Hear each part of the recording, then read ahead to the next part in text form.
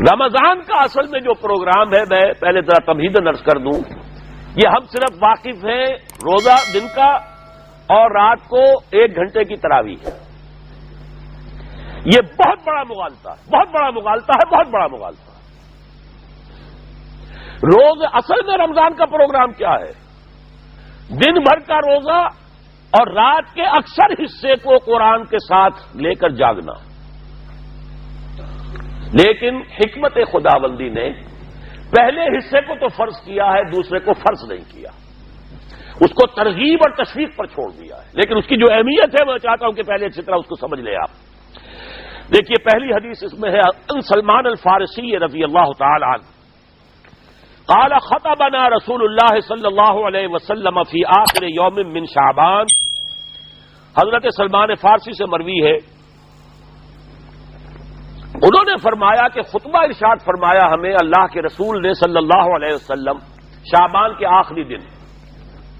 فقال، آپ نے ارشاد فرمایا، یہ خطبہ طویل ہے، میں نے صرف شروع کے چند جملے یہاں نقل کیے۔ یا ایھا الناس قد اظلکم شہر عظیم، اے لوگوں تم پر ایک بہت عظمتوں والا مہینہ سایہ فگن ہو گیا ہے۔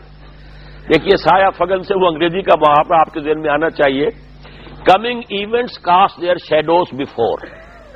ابھی رمضان شروع نہیں ہوا ہے، شعبان کا آخری دن ہے، تو وہ کمنگ ایونٹ جو ہے رمضان مبارک، اس کا سایہ آ گیا ہے تم پر، اس لیے حضور نے وہ لفظ استعمال کیا قد اظلکم، ظلال کہتے سائے کو، قد اظلکم شہر عظیم، بڑی عظمت والا مہینہ ہے، شہر مبارک، بہت برکت والا مہینہ ہے، شہر فیہ لیلۃ خیر من الف شہر، اس میں ایک رات وہ بھی ہے، وہ مہینہ جس میں ایک رات وہ بھی ہے جو 1000 مہینوں سے افضل ہے۔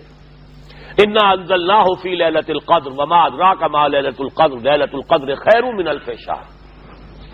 اب جو اگلے 2 جملے ہیں وہ نوٹ کیجئے، جعل اللہ صیامہ فریضۃ وقیام لیلہ تطوعا، اللہ نے ٹھہرایا ہے، قرار دیا ہے اس کا روزہ رکھنا تو فرض کے درجے میں، اور اس کی رات کا قیام تطوع کے درجے میں، اپنی مرضی پر، اپنی خواہش پر، نفل کے طور پر یہ تم پر لکھ دیا گیا ہے، لکھا تو گیا ہے، جعلہ تو ہے۔ مجعول کا جو پہلا مفعول ہے وہ کیا ہے؟ جعلہ کا مجعول اول کیا ہے؟ دن کا روزہ، اور مجعول ثانی کیا ہے؟ قیام لیلہ، رات کو کھڑا رہنا۔ اب یہ رات کا کھڑا رہنا اس کی کتنی مقدار ہوگی؟ کہاں سے معلوم کریں گے؟ قرآن سے۔ جب یہ لفظ آیا ہے سورہ مزمل میں، یا ایھا المزمل قم اللیل الا قلیلا نصفہ او انقص منہ قلیلا او زد علیہ ورتل القرآن ترتیلا، یہ معنی ہے اے لحاظ کمبل میں لپٹ کر لیٹنے والے، کھڑے رہا کرو رات کو سوائے اس کے تھوڑے سے حصے کے، یعنی آدھی رات یا اس میں تھوڑا سا کم کر لو، جسے پھر کہا مفسرین نے 1/3 رات کم سے کم، اور زد علیہ یا آدھی پر بھی کچھ زیادہ کرو، یہ 2/3 رات ہو گیا۔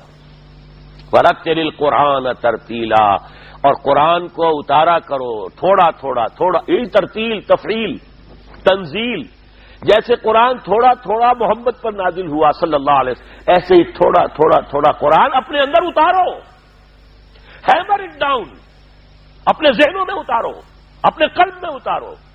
اس کے لیے رات کو کھڑے رہو، اور قیام اللیل کم سے کم 1/3 شب کے اوپر اطلاق ہوگا، اس سے کم پر تو اطلاق ہے ہی نہیں۔ اگلی حدیث پڑھیے، اور یہ ہے جو عام طور پر ہر مسجد میں بھی آج کل خوب یہ گونج رہی ہوگی، حدیث بیان ہوتی ہے، اس لیے کہ بخاری اور مسلم دونوں میں موجود ہے، متفق علیہ روایت ہے، اس سے اونچا تو درجہ سند کے اعتبار سے تو حدیث کا کوئی اور درجہ اس سے اونچا ہے نہیں۔ عن ابی ہریرہ رضی اللہ عنہ قال قال رسول اللہ صلی اللہ علیہ وسلم، حضرت ابو ہریرہ سے روایت ہے، آپ نے فرمایا کہ حضور نے ارشاد فرمایا، من صام رمضان ایمانا و احتسابا غفر له ما تقدم من ذنبه، جس نے روزہ رکھا رمضان مبارک کے دوران اللہ پر یقین رکھتے ہوئے اور اس سے اجر و ثواب کے حاصل ہونے کی امید میں، اس کے تمام پچھلے گناہ معاف ہو جاتے ہیں۔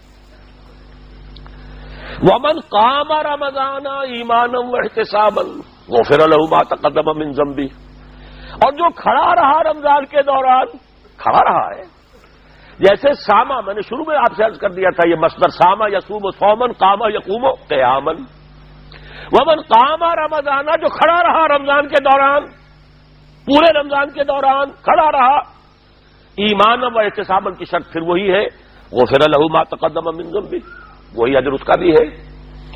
ومن قام لیلۃ القدر ایمانا واحتسابا غفر له ما تقدم من ذنبه، اور جو خاص طور پر لیلۃ القدر میں کھڑا رہا ایمان اور احتساب کے ساتھ، اس کے بھی پچھلے گناہ معاف ہو گئے۔ اب یہ قامہ اور ساما جیسے آ رہا ہے ایک دوسرے کے ساتھ پیرلل ہو کر، اس کو نوٹ کر لیجیے۔ من ساما رمضان من قام رمضان، کیا یہ 1 گھنٹے کی تراویح جو ہے اس پر پوری اترتی ہے کہ نسبت خاک رابع عالم پاک، کوئی اس میں ریشو پروپورشن جڑتی نہیں؟ اگلی حدیث بھی پڑھ لیجیے۔ یہ وہی آگے عبداللہ ابن عمرو ابن العاص رضی اللہ تعالی عنہما، جن کے بارے میں نے عرض کیا تھا، بہت ہی زاہد منش، بڑے عابد، ہر روز روزہ اور پوری رات نماز پڑھتے تھے، وہ راوی ہیں اس کے۔ عن عبداللہ ابن عمرو رضی اللہ عنہما ان رسول اللہ صلی اللہ علیہ وسلم قال الصیام والقرآن یشفعان للعبد، روزہ اور قرآن دونوں بندے کے حق میں شفاعت کریں گے۔ یقول الصیام، روزہ یہ کہے گا اے رب، اے پروردگار، انی منعتہ الطعام والشہوات بالنہار، میں نے تیرے اس بندے کو روکے رکھا کھانے پینے سے اور شہوت سے دن کے وقت، فشفینی فی، میری وجہ سے روکا رہا، یہ کھانے کو اچھے سے اچھے جو ہے وہ موجود تھے کھانے، اور پینے کے لیے اعلیٰ سے اعلیٰ مشروب تھے، یہ رکا رہا میری وجہ سے کہ روزہ رکھا ہوا تھا، اور جیسا میں نے کہا منکوحہ بیوی موجود تھی لیکن رکا رہا، تھامے رکھا اس نے اپنے آپ کو میری وجہ سے، تو میری شفاعت اس کے حق میں قبول فرما۔ وَيَقُولُ الْقُرْآنُ، اور قرآن یہ کہے گا مَنَعْتُهُ النَّوْمَ بِاللَّيْلِ، میں نے اسے روکا رکھا رات کو سونے سے، فَشَفِّعْنِي فِيهِ، تو پروردگار میری شفاعت اس کے حق میں قبول فرما، فَيُشَفَّعَانِ، تو ان دونوں کی شفاعت قبول کی جائے گی۔ سوال یہ ہے کہ کیا روزہ 1 گھنٹے کا یا 2 گھنٹے کا ہے؟ تو یہ قیام جو ہے یہ 1 گھنٹے کا کیسے ہو گیا؟ تو میں نے پہلے کوشچن مارک آپ کے ذہن میں کھڑا کر دیا، اب جواب سنیے اس کا۔ جواب یہ ہے کہ اس کو اللہ تعالیٰ کی حکمت یہ تھی کہ اسے فرض نہ کیا جائے، اس کو معلوم ہے۔ عالمان سیکون منکم مرضی وآخرون یضربون فی الارض یبتغون من فضل اللہ وآخرون، اللہ کے علم میں ہے میرے کچھ بندے ہوں گے بیچارے غریب مزدور، دن بھر مشقت کریں گے، محنت کریں گے، وہ روزہ ہی رکھ لیں، بہت بڑی بات ہے، بہت بڑی بات ہے۔ رات بھر کا قیام کیسے کریں گے؟ 2/3 رات کیسے کھڑے رہیں گے؟ آدھی شب کیسے ممکن ہے؟ لہذا فرض نہیں کیا، حضور نے بھی فرض نہیں کیا، نہ اس کو آپ نے لازم کیا، نہ اس کے لیے وہ زوردار جو لوگوں سے کہا کہ ضرور پڑھو، چھوڑ دیا پڑھو، اور سب لوگ پڑھتے تھے اپنے طور پر۔ اب یہ کہ کوئی آدھی رات کھڑا ہے، کوئی 1/3 رات ہے، کوئی پوری رات ہے، تھے اللہ کے بندے۔ لیکن 3 دن حضور نے یہ باجماعت نماز پڑھا دی، لیکن پڑھائی ہے وہ تہجد کے وقت، یعنی لوگ رات کے وقت جو بھی ہے کھڑے ہیں، جاگ رہے ہیں، قرآن پڑھ رہے ہیں، لیکن یہ کہ خاص تہجد کے وقت آپ اپنے حجرے سے برآمد ہوئے تو لوگ جمع ہو گئے، آپ کے گرد جمع ہو گئے۔ آپ نے 3 دن یہ 8 رکعتیں جو تہجد کی حضور کی ہوتی تھی، وہ آپ نے 8 رکعتیں پڑھائیں باجماعت، لیکن وہ وقت تہجد کا تھا، یہ نوٹ کر لیجیے۔ 4تھے دن بھی صحابہ منتظر رہے کہ اب حضور برآمد ہوں گے، تشریف لائیں گے، نہیں آ رہے حضور، تو کچھ کھنگار بھی رہے ہیں، کہیں پتہ نہیں حضور کہیں اونگ نہ آ گئی ہو تو ہماری آوازوں سے جاگ جائیں، پھر بھی نہیں آئے حضور۔ اگلے روز آپ نے فرمایا کہ میں جان بوجھ کر نہیں آیا، میں اگر یہ متواتر تمہیں پڑھاؤں گا تو یہ تم پر فرض ہو جائے گی۔ یہ ہے وہ رافت اور رحمت، بالمومنین رؤوف الرحیم، جو اللہ تعالیٰ کی شان ہے رحمان الرحیم ہونے کی، بالمومنین رؤوف الرحیم، یہ محمد الرسول اللہ بھی ہے، تم پر یہ سختی جو ہے یہ تمہارے لیے قابل برداشت نہیں ہوگی، لہذا میں نے یہ 3 دن صرف پڑھائی ہے، اگر مسلسل پڑھاتا تو فرض ہو جاتی۔ یہاں تک تو ہے حکمت نبوی کا معاملہ، اب آیا حکمت صحابی یا حکمت خلیفہ راشد۔ یہی معاملہ رہا حضور کی حیات طیبہ کے دوران، یہی حضرت ابوبکر رضی اللہ تعالیٰ عنہ کی خلافت کے دوران، یہی حضرت عمر کا بھی ابتدائی دور۔ لیکن دور خلافت عمر فاروق کے دوران یہ واقعہ آیا کہ حضرت عمر داخل ہوئے مسجد میں، دیکھا رات کے وقت ابھی کوئی باجماعت تراویح کا کوئی انتظام نہیں تھا. آپ نے دیکھا کچھ لوگ مسجد کے اس کونے میں کھڑے ہیں، ایک حافظ ہے، ساتھے تو حافظ نہیں ہوتے تھے نا، تو کوئی حافظ ادھر، انہوں نے 5 6 7 8 آدمیوں نے کسی حافظ سے گزارش کی، وہ انہیں قرآن سنا رہا ہے، وہ کھڑے سن رہے ہیں. کوئی دوسرے کونے میں ایک جمگھٹا ہے، کوئی تیسری طرف ہے، کہیں ہے.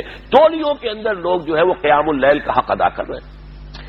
آپ نے فرمایا کیا ہی بہتر ہو کہ یہ سب جمع ہو جائیں کہ امام کے پیچھے، اور پھر یہ کہ اسے عشاء کے ساتھ متصل رکھ دے، تاکہ جس کو کہتے ہیں عربی میں ما لا یترک کلہ لا یترک کلہ، اگر کوئی شے کل کی کل حاصل نہیں ہو سکتی تو کوئی شخص بھی مسلمان بالکل محروم نہ رہ جائے.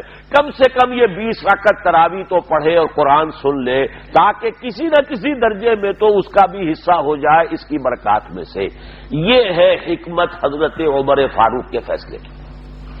اور چونکہ حضور نے فرمایا علیکم بسنتی و سنت الخلفاء الراشدین المہدیین، تم پر لازم ہے کہ میری سنت کو اور میرے خلفاء راشدین کی سنت کو مضبوطی سے پکڑو. یہ وجہ ہے کہ فقہاء اربعہ جو ہیں ہمارے، وہ سب کے سب اس کو واجب کے درجے میں رکھتے ہیں، اس لیے کہ یہ فیصلہ حضرت عمر کا ہے. عمر خلیفہ راشد ہیں رضی اللہ تعالی عنہ. لہذا یہ نظام بن گیا تراویح کا. اب میں اس کی نفی نہیں کر رہا، لیکن جو شخص سمجھتا ہے کہ اس سے اصل حکمت اور غرض و غایت پوری ہو گئی، وہ مغالطے میں مبتلا ہے. یہ تو علی الاقل کم سے کم اس درجے میں کہ ہر مسلمان کم سے کم اس درجے تک تو جو ہے وہ کچھ نہ کچھ حظ حاصل کر ہی لے اور وہ اس سے محروم نہ ہو بالکل ہی.